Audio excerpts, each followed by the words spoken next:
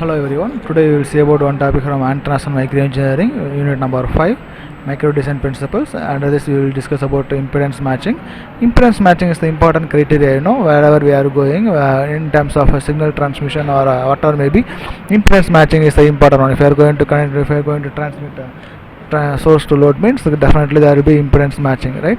Impedance matching is often an important part of logic design process for a micro component or system. Whatever may be, it's the important one, right? And this is the section where you are going to see this is the feeder line and transmission line, this is the load, and in between you have a impedance matching network. The signal will be transmitted from a transmission line to load, means it is definitely we need to use impedance matching. That means if the two impedances will be equal, means the maximum amount of signal from transmission line will be given to load. This is the main area.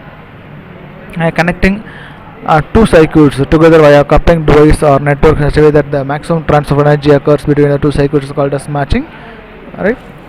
Matching network is ideally lossless, and it is usually designed in order to avoid unnecessary loss of power, so that the impedance in looking into the matching network will be eternal, right? There will be no reflections.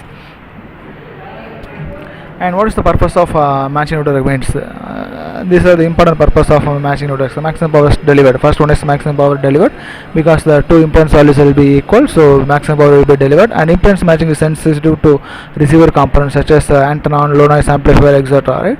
Wherever we need use some antennas for receiving signals or amplifiers, means the impedance value is equal, means it will provide high performance, and reducing amplitude and phase errors and power distribution network, and minimum reflections in a transmission line. If the matching is done in a transmission line, means there will be very minimum reflections, and optimal efficiency is also very high when you are going to make an impedance matching. Harmonic filtering can be done with the low possible matching network, and stability is more in case of Taylor networks, impedance matching networks. And what are the factors they are going to use for matching network? Means complexity, bandwidth requirement, adjustability, and use of tunability. So these four parameters you have to mainly consider for designing matching network. And these are all the two types of matching network, right? Matching network matching with lumped elements. Lumped elements nothing but L networks or L sections, you can see. I can use inductance and capacitance for making impedance matching devices. So this is the series connection or parallel connection, whatever may be.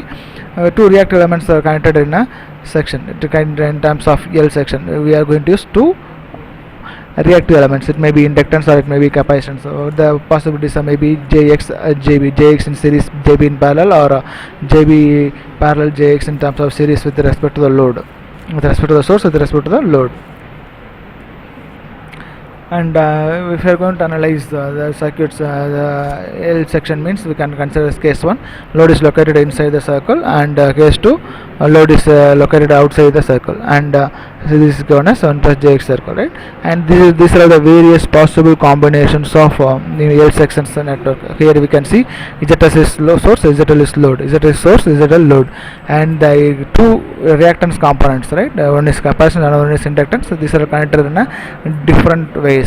Here the capacitance is connected with respect to series in source, is connected series with respect to source, and here this inductor is connected parallel with respect to source, and here also the capacitor is connected with series with respect to source, but here the capacitor is connected with respect parallel in respect to load. Here is like we have a different 8 connections, 8 combinations of L sections we are having, right? One inductor capacitor, and two inductors we are having, and two capacitor we are having, right? Capacitor, inductor, and inductor. So these are all the various possibilities. 8 possibilities totally for a L section. We have 8 possibilities, and also we can analyze the case 1 and case 2. So this is the analytical method. And what are the drawbacks when you are going to use in discrete components? We are going using lumped components. If you are going to use discrete components, what are all the drawbacks? Means the design of matching networks involves discrete components that will increase the frequency and correspondingly reduce the wavelength. That is the main drawback. We are not going to use discrete components. This is the reason. And the discrete RLC component and lumped components will have more noticeable parasitic effect, and lead to the complicating circuit design process in high frequency applications. This is the main drawback in using discrete components. Thank you.